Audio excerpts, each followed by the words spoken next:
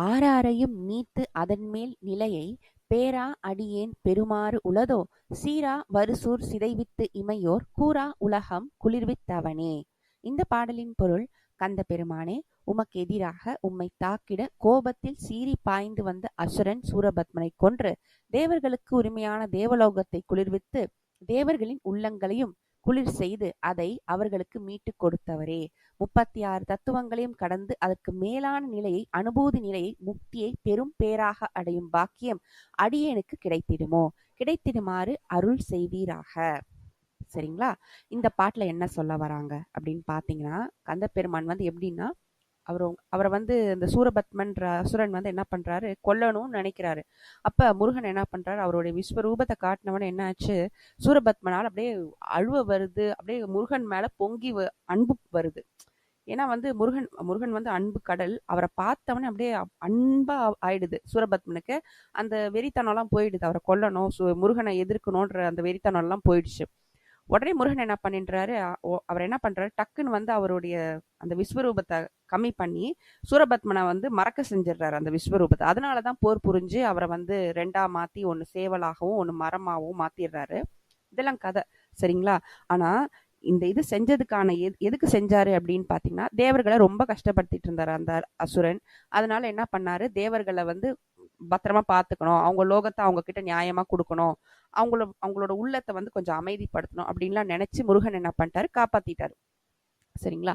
அவ்வளவு பராக்கிரமசாலியான நீங்க 36 தத்துவம்னா, உடல்ல 36 தத்துவம் இருக்குங்க. அது என்னன்னு எனக்கு நான் படிச்சுட்டு வரேன், ஆனா எனக்கு இன்னும் சரியா தெரியல. ஆனா அந்த 36 தத்துவங்கள் இந்து மதத்துல அந்த தத்துவங்களை பத்தி சொல்றாங்க. அதையெல்லாம் கடந்து போன நிலை வந்து நம்ம முருகரோட நிலை. அதனாலதான் அருட்பெரும் ஜோதி ஆண்டவர் வள்ளலார் இருக்காரு இல்லைங்களா, முதல்ல முருகனை பிடிப்பார். முருகர்ல பிடிச்சேன்னா, ஏன்னா அந்த 36 தத்துவமே வந்து ஒரு ஒரு என்ன சொல்றது, நம்மள திருப்பி திருப்பி ஒரு பிறப்பு இறப்பு இதுல வந்து கொண்டு வந்துகிட்டே இருப்பாங்க. அதனால அதை எப்படி கடந்து போறது அப்படின்றத வந்து வள்ளலாருக்கு முருகப்பெருமான் தான் உபதேசம் செய்வார். அதை தான் வள்ளலார் பின்பற்றி இருப்பார்.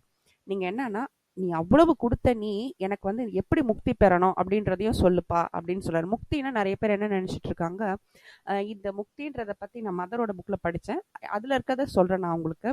முக்தி அப்படின்னா எல்லாரும் என்ன நினைக்கிறாங்கன்னா, உடனே செத்து போயிடுறது அப்படின்னு. அதெல்லாம் கிடையாது. முக்தின்றது நம்மளுடைய மனசு சம்மந்தப்பட்டது. இப்போ வந்து ஒருத்தங்க இருக்காங்க, நீங்க பாத்தீங்கன்னா அவங்க நல்லா முன்னேறிடுறாங்க, நம்மளுக்கு ரொம்ப தெரிஞ்சவங்களா இருக்காங்க. அவங்க முன்னேற்றத்தை பார்த்து நம்ம வந்து, அப்பா இவங்க சந்தோஷமா இருக்காங்களா, எனக்கும் ரொம்ப சந்தோஷம் அப்படின்னு நினைக்கணும். ஒருத்தங்களுக்கு நல்லபடியா லைஃப் அமைஞ்சிருச்சா, ஒரு நல்ல மேரேஜ் லைஃப் அமைச்சிரும், அப்பா எனக்கு ரொம்ப சந்தோஷம் அப்படின்னு சொல்லி என்னன்னா, மற்றவங்களுக்காகவும் நம்மளால சந்தோஷப்பட முடிஞ்சதுன்னா, மற்றவங்க முன்னேற்றத்தை பார்த்தும் நமக்கு சந்தோஷப்பட முடிஞ்சதுன்னா, அப்ப அது வந்து முக்தி நிலை அப்படின்னு சொல்றாங்க. அதாவது நம்ம எப்பயுமே சந்தோஷமா இருப்போம், மத்தவங்க நல்லா இருந்தாலும் நம்ம சந்தோஷமா இருப்போம், நாம நல்லா இருந்தாலும் நம்ம சந்தோஷமா இருப்போம், பயம் கவலைன்னு எதுவுமே இருக்காது, அப்படியே கூலா பிளசண்டா இருப்போம். அது வந்துதான் முக்தி நிலைன்னு சொல்றாங்க. இப்ப நீங்க பாத்தீங்கன்னா, நன்றும் தீதும் பிறர் தர வாரான்னு சொல்லுவாங்க. நம்மளுக்கு நல்லதும் யாரும் பண்ண முடியாது, கெட்டதும் யாரும் பண்ண முடியாது, நாமளா செஞ்சுக்கிட்டாதான் உண்டு. சரிங்களா? சொந்த காசுல சூன்யான்வாங்களா, அது வந்து சத்தியமான வார்த்தை. நம்மளால மட்டும்தான், நம்ம நல்லா இருந்தோனாலும் அதுக்கு நாம தான் காரணம், நல்லா இல்லைனாலும் அதுக்கு நாம தான் காரணம். எல்லாமே நம்மளதானே தவிர மத்தவங்க யாரும் நமக்கு எதுவுமே பண்ண முடியாது. இதுதான் இல்ல. அந்த மாதிரி சந்தோஷமாக இருக்கிற முக்தி நிலை எனக்கு தாப்பா அப்படின்னு சொல்லிட்டு அருணகிரிநாதர் இங்க பாடுறார். மிக்க நன்றி.